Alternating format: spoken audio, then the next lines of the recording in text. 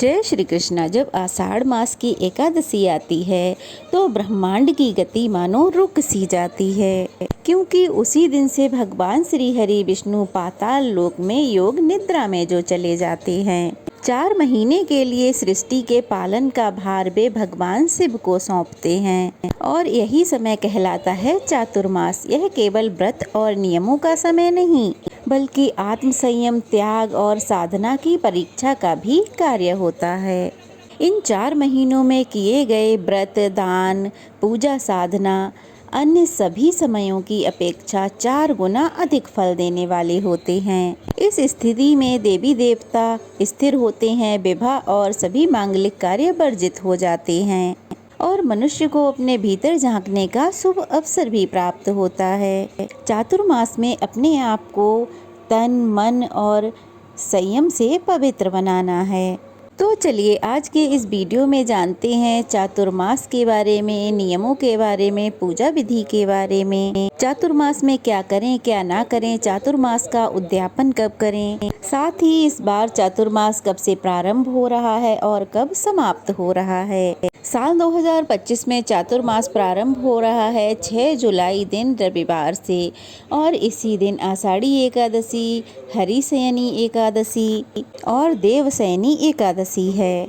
इसी दिन से जगत के पालनहार भगवान श्री विष्णु पाताल लोक में योग निद्रा में चले जाएंगे और चातुर्मास समाप्त होगा 1 नवंबर 2025 दिन शनिवार को कार्तिक शुक्ल पक्ष की एकादशी, जिस दिन देव उठान एकादशी या हरि प्रबोधनी एकादशी मनाई जाएगी। तो अब जान लेते हैं चातुर्मास के नियमों और पूजा विधि के बारे में। चातुर्मास की विधि और उद्यापन का वर्णन पद्म पुराण में किया गया है। एक बार लोक हित के लिए देव ऋषि नारद ने महादेव जी से पूछा, हे महादेव जी, पृथ्वी पर चातुर्मास व्रत के जो नियम हैं उन्हें मैं सुनना चाहता हूँ, आप उनका वर्णन कीजिए। तब महादेव जी बोले, देव ऋषि सुनो, आषाढ़ शुक्ल पक्ष की एकादशी को उपवास करके भक्ति पूर्वक चातुर्मास के नियम ग्रहण करें। श्री हरि के योग निद्रा में प्रवृत्त हो जाने पर मनुष्य 4 महीने तक यानी कार्तिक की पूर्णिमा तक भूमि पर शयन करे। इस समय में न तो घर, मंदिर आदि की प्रतिष्ठा होती है और न ही यज्ञ आदि कार्य संपन्न होते हैं। विवाह, यज्ञोपवीत, अन्य मांगलिक कार्य, राजाओं की यात्रा तथा नाना प्रकार के दूसरे भी कार्य नहीं होते। मनुष्य 1000 अश्वमेघ यज्ञ करके जिस फल को पाता है वही चातुर्मास के व्रत को करके प्राप्त कर लेता है। जब सूर्य मिथुन राशि पर हो तब भगवान श्री हरि को शयन कराएं और तुला राशि के सूर्य होने पर पुनः श्री हरि को शयन से उठाएं। अगर बीच में मल मास आ जाए तो इस प्रकार विधि का अनुष्ठान करें। भगवान श्री हरि की प्रतिमा स्थापित करें जो शंख, चक्र और गदा धारण किए हुए हो, जिसे पीताम्बर पहनाया गया हो और जो सौम्य आकार वाली हो। हे नारद, उसे शुद्ध और सुंदर पलंग पर, जिस पर सफेद चादर बिछी हुई हो, तकिया रखी हो, उस पर स्थापित करें। उसके बाद दूध, दही, मधु, लावा और घी से नहलाकर उत्तम चंदन का लेप करें। इसके बाद धूप दिखाकर सुंदर पुष्पों से श्रृंगार करें। इस प्रकार उनकी पूजा करके कहें, हे जगन्नाथ, आपके सो जाने पर सारा जगत सो जाता है और आपके जागने पर संपूर्ण चराचर जगत जाग उठता है। भगवान शिव कहते हैं, हे नारद, इस प्रकार भगवान विष्णु की प्रतिमा को स्थापित करके उनके आगे स्वयं वाणी से कहकर चातुर्मास के नियमों को ग्रहण करें। स्त्री हो या पुरुष, उसे देव उठान एकादशी तक 4 महीनों तक इन नियमों को जरूर ग्रहण करना चाहिए। जितात्मा पुरुष निर्मल प्रभात काल में यानी कि सुबह उषा काल में दांत साफ करके उपवास करके नित्य कर्म करने के बाद भगवान विष्णु के समक्ष जिन नियमों को ग्रहण करता है उनका और उनके पालन का फल अलग अलग बतलाता हूँ, सुनो। हे नारद, चातुर्मास में गुड़ का त्याग करने पर मनुष्य को मधुरता की प्राप्ति होती है। इसी प्रकार तेल का त्याग कर देने पर दीर्घायु, संतान और सुगंधित तेल के त्याग से अनुपम सौभाग्य की प्राप्ति होती है। योगा अभ्यास से मनुष्य ब्रह्म पद को प्राप्त होता है। तांबूल का त्याग करने से मनुष्य भोग सामग्री से संपन्न होता है।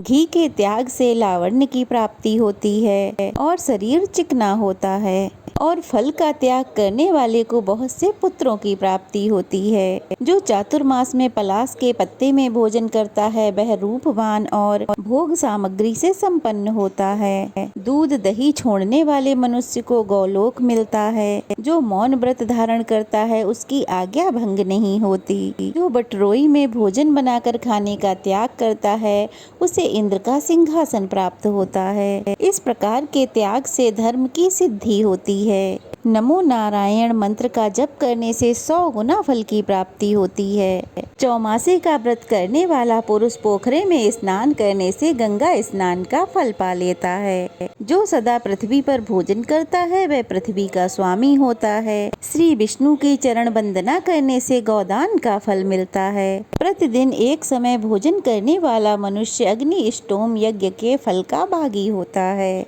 जो श्री विष्णु की 108 बार परिक्रमा करता है वह दिव्य विमान पर बैठकर यात्रा करता है। पंचगव्य खाने वाले मनुष्य को चांद्रायण का फल मिलता है। जो प्रतिदिन भगवान विष्णु के आगे शास्त्रों के द्वारा लोगों को ज्ञान देता है वह विद्वान श्री विष्णु धाम को प्राप्त होता है। तुलसी दल से भगवान की पूजा करने वाला मनुष्य वैकुंठ धाम को जाता है। गर्म जल का त्याग कर देने से पुष्कर तीर्थ में स्नान करने का फल मिलता है। जो पत्तों में भोजन करता है उसे कुरुक्षेत्र का फल मिलता है। जो मनुष्य पत्थर की शिला पर भोजन करता है उसे प्रयाग तीर्थ का फल प्राप्त होता है। चौमासे में कांसे के बर्तनों का त्याग करके अन्य धातु के बर्तनों का उपयोग करें। अन्य किसी प्रकार का बर्तन ना मिलने पर मिट्टी का बर्तन उत्तम है। या फिर स्वयं पलाश के पत्ते लाकर उनसे पत्तल बनाएं और उन पर भोजन करें। जो पूरे 1 वर्ष तक अग्निहोत्र करता है और वन में रहकर पत्तों पर भोजन करता है उन दोनों को एक समान फल मिलता है। पलाश के पत्तों में किया गया भोजन चांद्रायण के समान माना गया है। एकादशी व्रत का जो पुण्य है वही पलाश के पत्तों में भोजन करने का भी बतलाया गया है। उससे मनुष्य सब प्रकार के दानों और समस्त तीर्थों का फल पा लेता है। कमल के पत्तों में भोजन करने से कभी नरक नहीं देखना पड़ता। ब्राह्मण उसमें भोजन करने से स्वर्ग में जाता है। ब्रह्मा जी का महान वृक्ष पलाश पापों का नाशक और संपूर्ण कामनाओं का दाता है। इसका निचला पत्ता शूद्र जाति के लिए निषिद्ध है। यदि शूद्र पलाश के निचले पत्ते में भोजन करता है तो उसे कई वर्षों तक नरक में रहना पड़ता है। इसलिए वह उस पत्ते को त्याग दे और शेष पत्तों में भोजन किया करे। यदि शूद्र अपने घर में कपिला गऊ का दोहन करे तो वह 10,000 वर्षों तक विष्ठा का कीड़ा होता है। कीड़े से छूटने पर जानवर होता है। जो शूद्र कपिल जाति के बैल को अपनी गाड़ी में जोतता है वह उस बैल के शरीर में जितने रोए होते हैं उतने वर्षों तक कुंभी पाक नरक में पकाया जाता है। यदि शूद्र पानी लाने के लिए ब्राह्मण को घर में भेजे तो वह मदिरा के तुल्य होता है। उसे पीकर वह नरक में जाता है। जो शूद्र बुलाने पर ब्राह्मणों के घर भोजन करता है उसके लिए वह अन्न अमृत के समान होता है और उसे मोक्ष प्राप्त होता है। जो शूद्र लोभवश ब्राह्मण या अन्य किसी का सोना ले लेता है तो वह घोर नरक में जाता है। इसलिए शूद्र को चाहिए कि वह ब्राह्मणों तथा अन्यों को सदा दान दे। चौमासे में ब्राह्मण सभी के आराध्य हैं, इसलिए ब्राह्मणों की पूजा करनी चाहिए। भाद्रपद मास आने पर उनकी महापूजा होती है। चौमासे में भूमि पर शयन करने वाला मनुष्य विमान प्राप्त करता है। उसे कभी कोई रोग नहीं सताते। वह मनुष्य बहुत से पुत्र और धन से युक्त होता है। बिना मांगे स्वतः ही भोजन मिल जाने पर प्राप्त करने वाला बावली और कुएं का पुण्य प्राप्त करता है। नारद जी ने कहा, प्रभु, जिसके आचरण से भगवान गोविंद प्रसन्न होते हैं वह आचरण कैसा होता है? कृपया यह भी बतलाने की कृपा कीजिए। तब महादेव जी ने कहा, जो केवल अपनी ही स्त्री से अनुराग रखता है उसे विद्वानों ने ब्रह्मचारी माना है। केवल ऋतुकाल में स्त्री समागम करने से ब्रह्मचर्य की रक्षा होती है। जो अपने में भक्ति रखने वाली निर्दोष पत्नी का त्याग करता है वह पापी मनुष्य लोक में भ्रूण हत्या को प्राप्त होता है।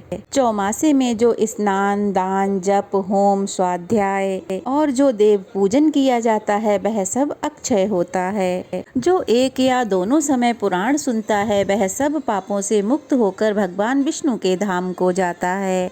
जो भगवान के शयन करने पर उनके नामों का जप करता है, कीर्तन करता है, उसे कोटि गुना फलों की प्राप्ति होती है। जो ब्राह्मण भगवान विष्णु का पूजन करता है, उनका जप करता है, वही ब्राह्मण सबका पूज्य है, इसमें कोई संदेह नहीं। इस पुण्यमय चातुर्मास के फल को सुनने से गंगा स्नान का फल प्राप्त होता है। देव ऋषि नारद ने कहा, प्रभु चातुर्मास का उद्यापन भी बतलाइए, क्योंकि उद्यापन करने से ही व्रत पूर्ण होता है। तब महादेव जी ने कहा, नारद, जब व्रत करने वाला पुरुष अगर व्रत पूर्ण होने के बाद उसका उद्यापन नहीं करता तो वह कर्मों के यथावत फल का भागी नहीं होता। हे मुनि श्रेष्ठ, उस समय स्वर्ण के साथ अन्न का दान देना चाहिए, क्योंकि अन्न के दान करने से वह विष्णु लोक में स्थित होता है। जो मनुष्य चौमासे भर पलाश के पत्ते में भोजन करता है वह मनुष्य उद्यापन के समय घी के साथ भोजन का पदार्थ ब्राह्मण को दान में दे। यदि उसने बिना मांगे अपने आप मिले हुए अन्न का भोजन किया हो तो वह स्वर्ण में युक्त बैल का दान करे।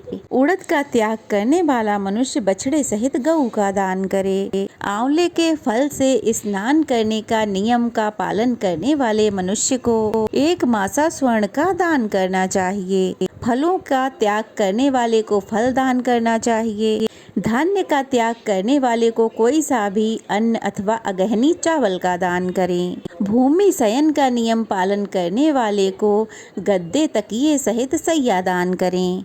जिसने चौमासे में ब्रह्मचर्य का पालन किया है उसको चाहिए कि वह भक्ति पूर्वक ब्राह्मण दंपत्ति को भोजन कराए। इसके साथ ही आटा, नमक और अन्य सामग्री दान करनी चाहिए। प्रतिदिन बिना तेल लगाए स्नान करने वाला मनुष्य घी और सत्तू दान करे। नख और केस रखने के नियम का पालन करने वाला मनुष्य दर्पण दान करे। यदि जूते छोड़ दिए हों तो उद्यापन के समय जूतों का दान करे। जिसने चौमासे में दीप दान करने का प्रण लिया हो वह उद्यापन के समय सोने का दीप प्रस्तुत करे और उसमें घी भरकर किसी विशेष ब्राह्मण को दान करे। देते समय यही उद्देश्य होना चाहिए कि मेरा व्रत पूर्ण हो जाए। पान ना खाने का नियम लेने पर सोने सहित कपूर दान करे। जिसने भी जो त्याग करके जिसका नियम लिया हो समय आने पर उसको वही दान करना चाहिए। इस तरह शंख, चक्र, गदाधारी भगवान विष्णु के आगे उद्यापन करना चाहिए।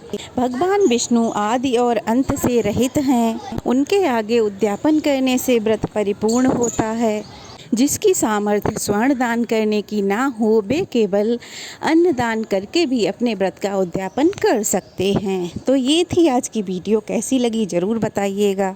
अच्छी लगी हो तो वीडियो को लाइक करके शेयर करें और नए हैं तो प्लीज़ चैनल को सब्सक्राइब करें। जय श्री कृष्णा।